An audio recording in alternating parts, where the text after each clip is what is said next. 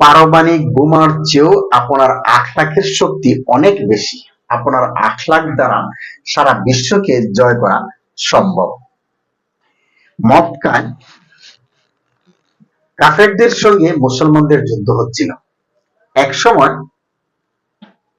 মুসলমানরা বিজয়ী হলেন। মুসলমানরা যখন বিজয়ী হলেন তখন কাফেররা ভয় পাইতেছিল। ভয় পাচ্ছিল কেন? ভয় পাচ্ছিল যে কাফেররা মুসলমানদেরকে যে জ্বালা যন্ত্রণা দিয়েছে এটার প্রতিশোধ অবশ্যই তারা নেবে। এই ভয়ে তারা মক্কা ছেড়ে পালাচ্ছিল, অন্য কোথাও যায় তারা বসবাস করবে।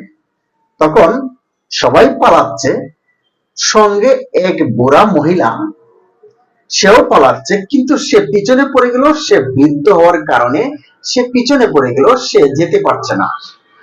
তো এর মধ্যে এক লোক রাস্তার মাঝে দেখা হয়েছে। তো বললো, এই লোকটি বললো যে মা, আপনি কোথায় যাবেন, কেন যাচ্ছেন? আমার কাছে আপনার বোঝাটা দেন, আমি বহন করে নিয়ে যাই, তাহলে আপনার একটু সহজ হবে। তখন যাচ্ছে, উনি পিছন থেকে এই বোঝা বহন করতেছে, ওই বুড়া মহিলার সামনের দিকে যাচ্ছে।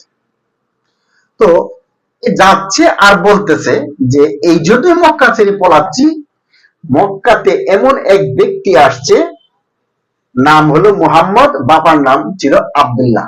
সে এত বড় সন্ত্রাস, নাউজুবিল্লাহ, এত বড় খারাপ, তার অত্যাচারে সমস্ত মক্কাবাসী আমরা পলাইতেছি। তো তারা সবাই চলে গেছে আগে, আমি যেতে পারলাম না, আমি পিছনে পড়ে আছি। তখন এরকম গালাগালি করতেছে, হুজুর পাক সাল্লাল্লাহু আলাইহি ওয়াসাল্লামকে খুব গালাগালি করতেছে। গালাগালি করতে করতে করতে করতে সারা রাস্তা গিয়েছে গালাগালি করতে করতে। তো যখন গন্তব্যস্থানে পৌঁছানোর পরে আগে যারা গিয়েছিল তখন তারা দেখতেছে এই বুড়ি কে বলতেছে, দেখে বলতেছে, এই বুড়ি, তুমি কাকে নিয়ে আসছো? তুমি কাকে নিয়ে আসছো? লাস্ট পর্যন্ত আমরা এখানে এসে একটু আশ্রয় নিলাম, এই জায়গাটাও তুমি তাকে চিনিয়ে দিলে। তখন বুড়ি বলতেছে যে কি ব্যাপার, তোমরা কি বলতেছো, আমি কিছুই বুঝলাম না। কাকে নিয়ে আসছি মানে কাকে নিয়ে আসছেন? বলে যে যার ভয়ে মক্কা ছেড়ে মদিনায় পালাইলাম, মুহাম্মদের ভয়ে, সেই মুহাম্মদকে তুমি সাথে নিয়ে আইসা এই জায়গাটাও চিনিয়ে দিলে। তো বুড়ি বলে, বলো কি? এই সেই মুহাম্মদ, আমি কোনোদিন দেখি নাই। আর তোমরা যদি বলো যে এই সেই মুহাম্মদ, তাহলে তোমরা সাক্ষী থাকো, আমি মুসলমান হয়ে গেলাম। কারণ এই মুহাম্মদ কখনো সন্ত্রাস হতে পারে না, মানুষের উপর জুলুম করতে পারে না, অত্যাচার করতে পারে না। কারণ আমি পরীক্ষা করে দেখলাম, আমি সারাটা রাস্তা আসলাম, আমার গাড়িগুলি সে বহন করলো, আমি তার 14 গোষ্ঠী তুলে গালাগালি করলাম, অথচ সে একটা কথাও বললো না।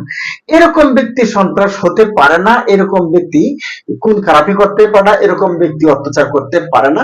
অর্থাৎ এই ব্যক্তি ভালো, আমি ভালো ধর্ম গ্রহণ করলাম, আমি কলমা পড়ে মুসলমান হলাম, লা ইলাহা ইল্লাল্লাহু মুহাম্মাদুর রাসূলুল্লাহ। তো চিন্তা করে দেখেন, এই যে ভাই আখলাক, এই আখলাক দ্বারা এই বুড়ি মুসলমান তো হইলই, বুড়ির সাথে সাথে এই গোত্রে যারা ছিল, এই গন্তব্যস্থানে যারা ছিল, তারা সবাই মুসলমান হয়ে গেল।